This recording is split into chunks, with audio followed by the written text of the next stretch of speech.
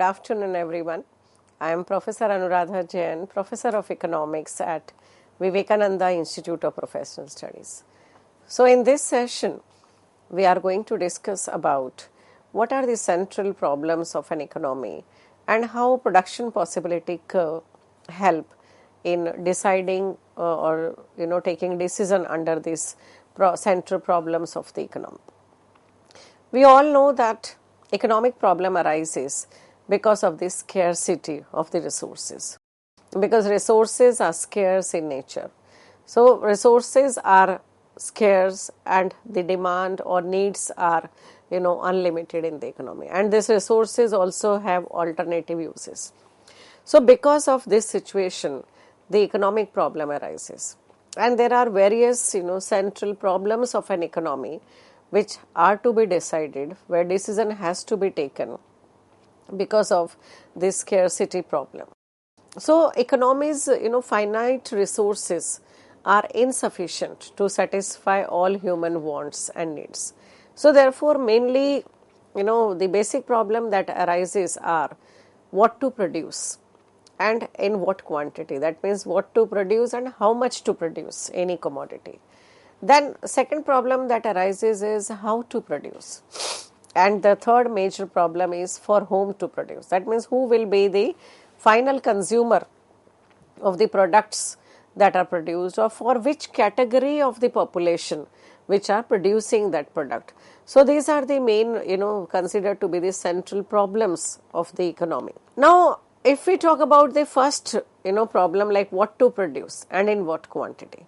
So you know that all resources are limited. So we have to make choice between the different options that are available in the market, like which products to be produced. Like suppose, for example, if you want to start your business, now you are given a money, suppose you are given 50 lakh rupees, 1 crore rupees, and you are asked to start the business. So the first problem that arises is which business, what product you will produce, because you have a limited resource of suppose 50 lakh rupees or 1 crore, and there are n number of options that are available where you can invest or which product you can produce. So this problem becomes a very, very important choice problem, that which product to be produced. And problem related to this is what will be the quantity, how much you will produce.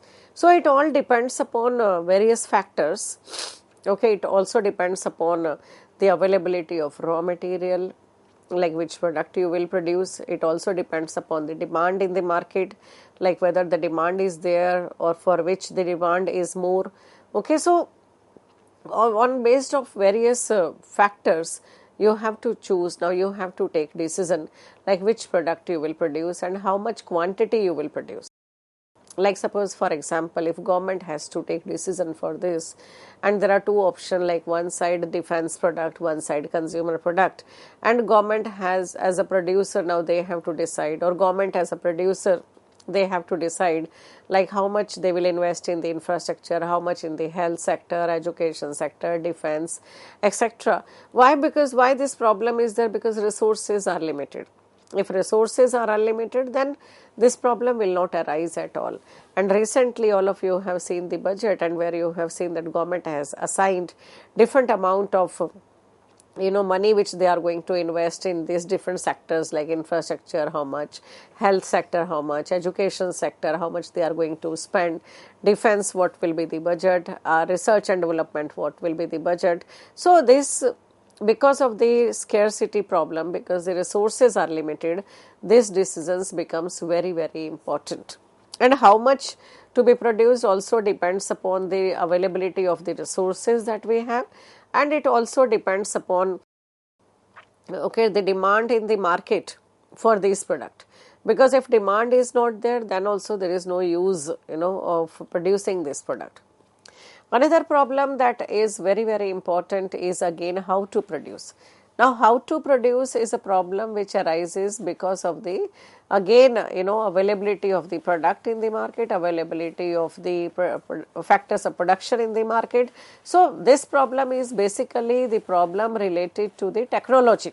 because there are different technology which are available, like person can use labor intensive technique, it can produce the product with capital intensive technique. So whether they will use the labor intensive technique or the capital intensive technique, it depends upon the availability of this resource, availability of these factors of production in India. So if we talk about like country like India, then we prefer to produce goods by using more of labor intensive technique. Why? Because we have labor in abundant, the cost of labor is less, unemployment is there in the economy. But simultaneously we cannot ignore the capital intensive technique also, because we have to see the speed of the production of the product.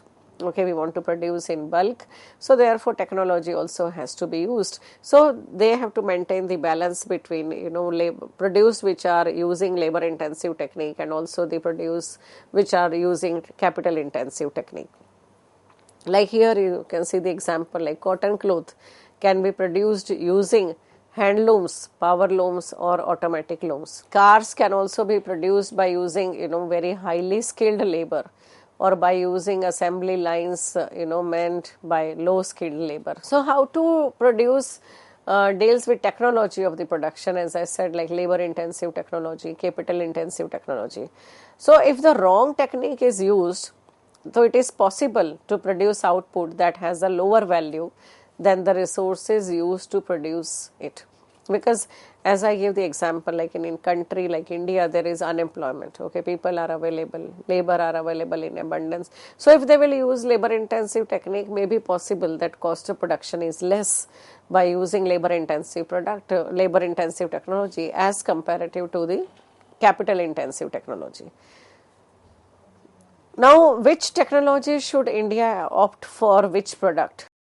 So this choice depends upon the availability of different factors of production and their prices, and usually society opts for technique that optimally utilizes its available resources. Another problem is like for whom to produce, like who will be the consumer, which society, because that the entire population we can divide into like higher income group, lower income group, middle income group, and every different group has different taste, different preferences, their different choices. So whether the goods is produced for more of the poor or less rich, or more rich or less poor, it all depends, and that will be decided and that depends upon like what type of product you will produce. Because for example, if we talk about rich category or higher income group, they are ready to pay any price for the product. So price is not a problem there. So producer has to focus on the quality part. They should produce the exclusive product, unique product, because if they can produce the unique product, then price is not a problem. They are able to cater the needs of the higher income group. If you are catering the needs of the lower income group or poor people, then they cannot pay the more price, and price is the problem there. Quality is not a problem there. So producers should think about those techniques, those products which they can produce at the minimum price, so that they can sell that product in that category of the consumer, that is lower income group.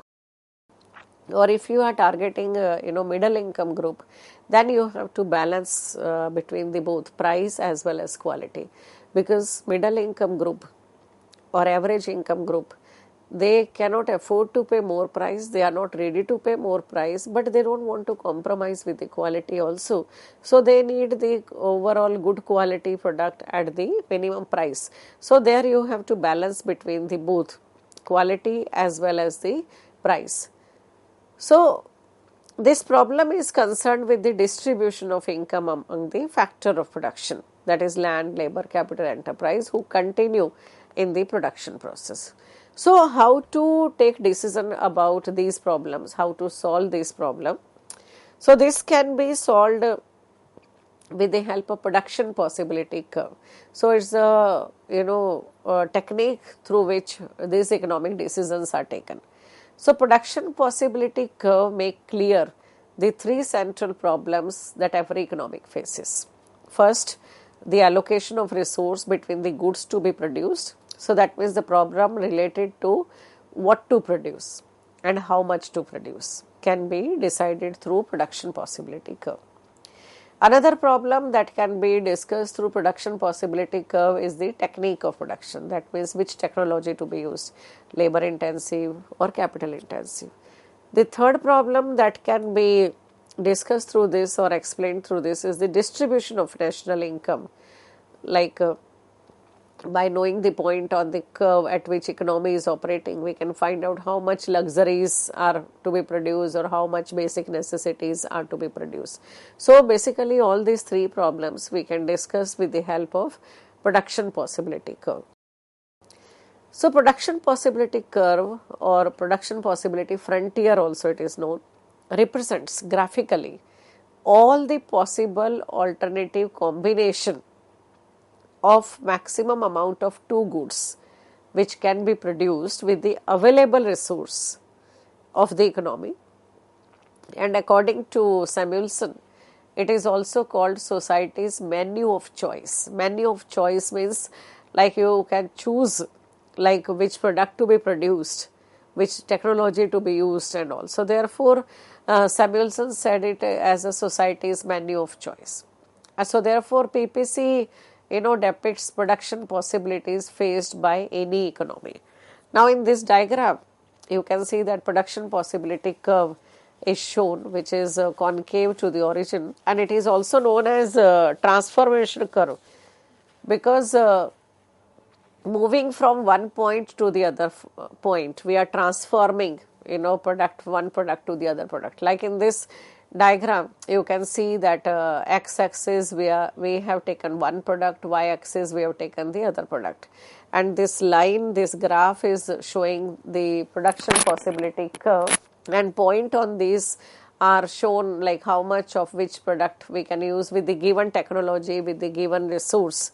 Okay, so with the same amount of resource, that is land or labor or capital, and with the given technology, how much of this product we can produce, what are the different combinations of butter and gun that can be produced with this given resources. So in this diagram, it is also known as transformation curve, because you can see like if we move from one point to the other, like suppose if we are moving from point B to point C, so it means that we are increasing the production of butter and we are reducing the production of gun. So it means that we are transforming guns into butter by shifting resources from one place to the other place. So that means by shifting resources, those who are producing gun, to the resources those who are producing butter now. So that is actually the production possibility curve. Now this production possibility curve, you can see that it is concave to the origin. Concave to the origin means this shape is known as concave to the origin. So the concavity of this PPC shows that as more and more resources are shifted from production of one commodity to the production of other commodity, then what will happen? The productivity goes down of this additional product which are shifted from one product to the other product. So that means the law of diminishing return or increasing cost operates when we move from one point to the other point on the PPC. Now why this happens? Because the resources are not perfect substitute of each other. Like suppose for example, if those resources which are producing gun and you are shifting them to produce more of butter, so they might be more efficient in producing gun as comparative to the production of butter. So therefore when they are shifted from producing gun to producing butter, their efficiency will not be as good as they were showing in the production of gun. So therefore they operates at the diminishing return, and as we move from one point to the other point towards right, then the law of diminishing return will applied there, or cost will increase, and therefore they have to sacrifice more, okay, to produce one additional unit of butter on this diagram, and that is the that is showing the concavity of the curve. So that means PPC is concave to the origin. Now through PPC, as we have seen that we can choose one product, or we can decide what will be the combination of the product. So therefore you can say that it is giving the solution for how much product to be produced, which product to be produced. Like suppose in this diagram you can see that two products are shown. On x-axis we are showing education, on y-axis we are showing healthcare products. Now at point B you can see that one certain amount of healthcare we are producing, and on the same point the education is less and healthcare facilities are more. The production of healthcare products are more. As we move from one point to the other point, we are reducing the production of healthcare from point B to C if we are moving, and we are increasing the production of the education. Similarly, when you are shifting to point D, so that means more focus is on education and less is on healthcare. So it means that it is giving the solution of the choice of the product, which product to be produced or how much we can produce more of the other product when you are sacrificing the one. So always there is opportunity cost that is involved. Now in this diagram you can see that this is showing the technology. So if there is change in the technology, then how the PPC will shift. Like suppose there is one PPC, production possibility curve, which is shown by FE curve, and the other is AE. So it means that if there is a change in the technology of the product, and one product being the same, x-axis is the same, y-axis production is increasing now with the same resources. So that means maybe possible that better technology we are using there. Okay, so that means that when there is change in the technology, then also there is a change in the production of the commodity. Another way you can see that shift in the PPC. Now if PPT shift outside, okay, this you can see in the right hand side of the graph. There are two products which we are taking. Okay, one product like suppose jacket on the x-axis and CDs on the y-axis. Now if production possibility curve is shifting from one to the other, rightward shift, it means that with the given resource, with the given technology, with the given raw material, we are able to produce more of both the products here. Okay, so that means that there is change in the technique of the production, or there is a change in the other factors, because of which with the given resources you are able to produce more. So that means this is another problem that we can see with the help of PPC. Another thing is like, can PPC be a straight line? Okay, this is another very interesting part, because we have seen that PPC is concave to the origin. Okay, so concave to the origin means that it will function on the diminishing return, because when resources are shifted from one product to the other product, then it operates on the diminishing return, because they are not as efficient as they were producing one product. So if they are shifted from one to other, so the productivity goes down, more sacrifice, less production. So what does this straight line PPC means if it is not concave to the origin?